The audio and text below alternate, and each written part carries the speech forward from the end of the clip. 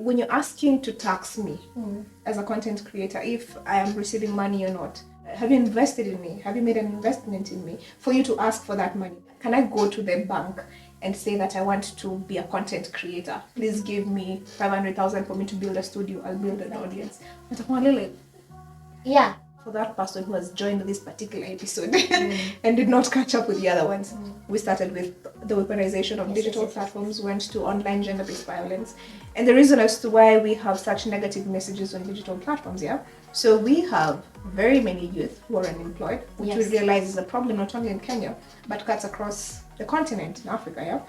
And people leverage their idleness, quote unquote, to use them to amplify messages because they have a following and someone wants to push a message but they won't do it themselves. Now we are looking at how then do we monetize. We already have the numbers. Yes. How do we monetize what we have while still embracing and promoting peace?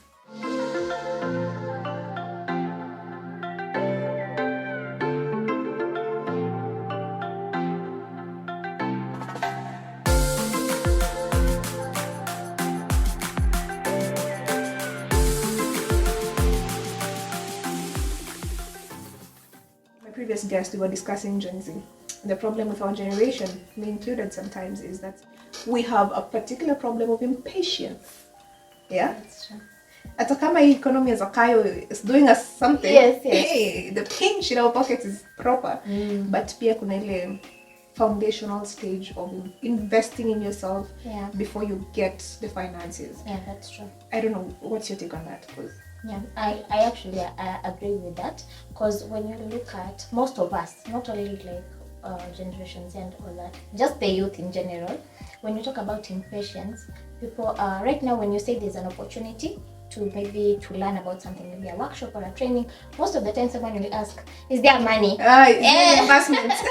Is there reimbursement? Yeah. And that is an opportunity that can build your skill set to be able Exactly. to get that money. I attended this training. Exactly. Yeah. Whatever capacity building, advocacy, those are things that you can build your CV with to actually get that opportunity that you want. Yeah. So I think also apart from blaming it on unemployment and all that, we need to also ask ourselves as the youth, be able to take advantage of the opportunities that are there, that don't, even if there's no money right now, you just look at it. If it's something that will benefit you in the long run and will build your skill set, will build your capacity and all that, those are things that, even networking, going to those things, you network, you get people. That's how people also get jobs, you know.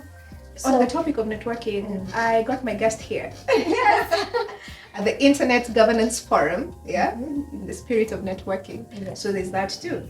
Then you can get socialized. Sorry to cut you short. Yes. So apart from that, we can also say monetizing. How do we do that? So in terms of, first of all, how we can leverage on technology to promote peace. So in that way, if you're an influencer, if you're a digital content creator, why not use that platform that maybe someone is paying you to propagate some type of violence against an individual, against a specific group. Those are things that maybe as a youth you can just look at it. This is an opportunity. Maybe I can start a conversation. I can start dialogues, Twitter space dialogues. Make it a healthy environment for the youth yes, exactly, to strive in. So in that way you attract people, organizations that can be able to help you build yourself. So someone can just, I remember in one of the Twitter spaces, there's a particular organization just said, hi, what are you doing? What exactly are you doing? Can we collaborate? So those are some of the things that we can use as the youth to use the digital platforms. You have a phone, that is enough to already start a community or a digital space too. So when you come back to monetizing, I think also we need support from the government itself, because you find that not only digital content creators, recently they had the Talanta Hela initiative, so that was supposed to help in monetizing. So we just hope that it will be implemented. Also, not only that, when you look even at our musicians, most of them say they do not get paid much. Maybe when you look at the KFCB, Kenya Film Classification Board, I think there are some of the boards that regulate that.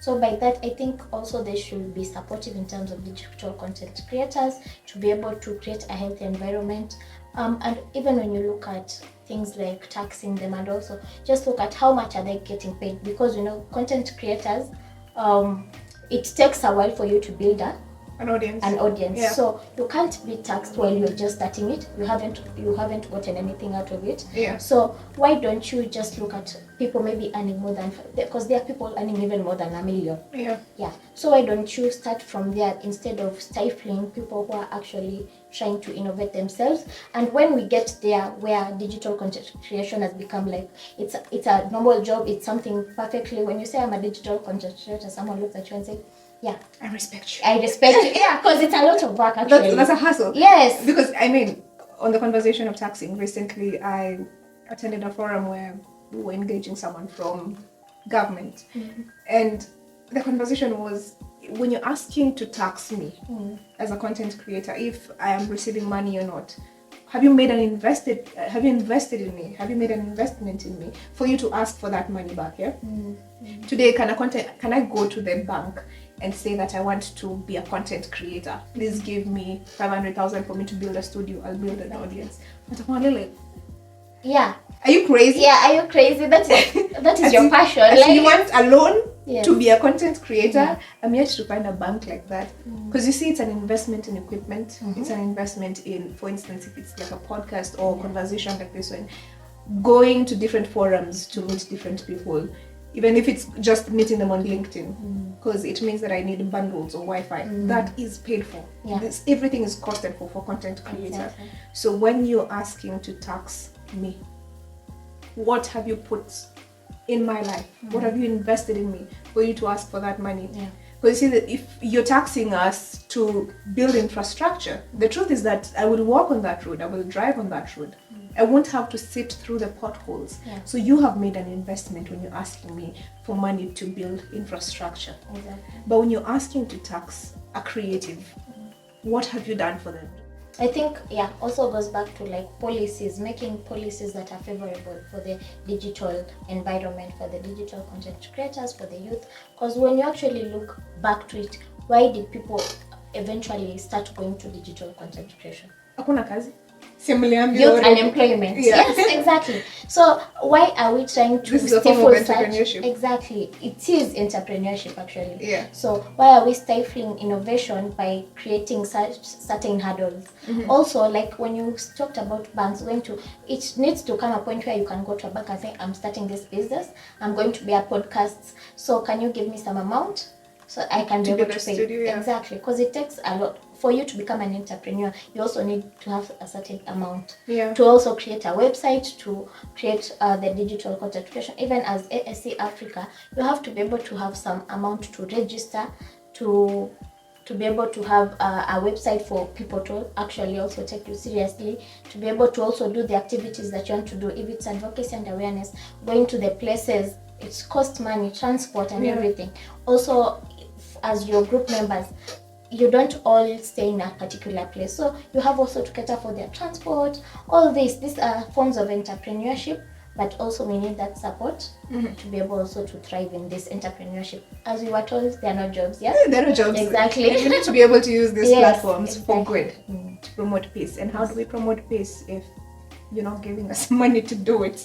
Not giving us money directly, but at least making an investment, a support. Exactly. And support equals to an investment in us, because there are people who are ready, 100% ready to give us money to amplify that which does not really build. Yeah. We've seen it in Senegal, we've seen it in Nigeria, whereby we have had political messages being propagated. Even in Kenya, someone just wakes up and decides to trend a hashtag. There are a couple of, at least for you to trend a hashtag on Twitter, what you need, it's around 100 individuals with different accounts, if you want to call it organic, and it's not bots doing it, around 100 individuals, and then get them to trend the same hashtag, go retweet the same person's post. So if we are 100 in a room or wherever we are, and then with AI right now, I can tell ChatGPT, do this, create this message for me in 100 different ways. I send you message, so it looks almost different. Then I tell you retweet. I go retweet yours, you retweet mine. We go do the same for the other people. But you see, the problem with this is that those who are in different regions in the country go to consume this. They think it's true. We trended this woman is not worthy to be a political figure because of ABCD. We trended that this man is not worthy to be a political figure or leader because of ABCD. Probably they're capable of doing good or not. Yeah? Who knows? We've not yet given them the chance. But we were paid to do something negative. How then do we solve that? So I like that you talked about that, because when you look at technology facilitated violence and physical violence, the technology facilitated violence has an even broader audience. It is worldwide. If maybe this not only causes social harm, it causes psychological harm, professionally, financial harm.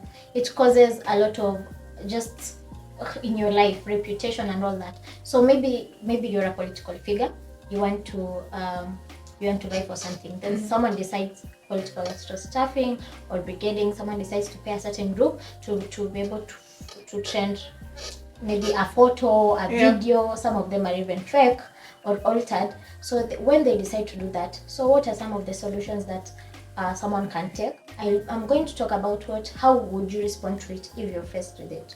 So we have people don't know, we have the laws that are in place.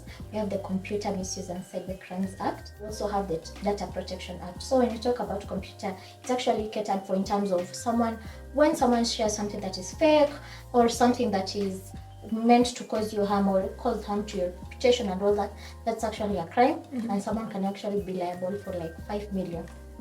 There's also cyber harassment, which is also catered for under the Computer Misuse and Cybercrimes Act. And when you look at it, cyber harassment itself will cause you not only psychological harm, it causes you also financial harm. In terms of professionally, your career. Some people have been fired because of what went online. Exactly, and some of it is not true. So those are some of the ways in which you can approach court with. We have the Data Protection Act. It talks about you need consent. You need for someone to share any data of you or even to collect it. They need to consent. So as long as that person has not consented, that is a crime in itself. You're told, for instance, Nairobi, Kenya. Living in Nairobi does not mean that someone in other regions knows that whatever is happening is true or false necessarily. But they might consume content and believe it. So how then do we ensure that they are empowered to know that when I see this, it might be true? How do I go ahead to verify, fact check in your own space without having to wait for media platforms to do it for you?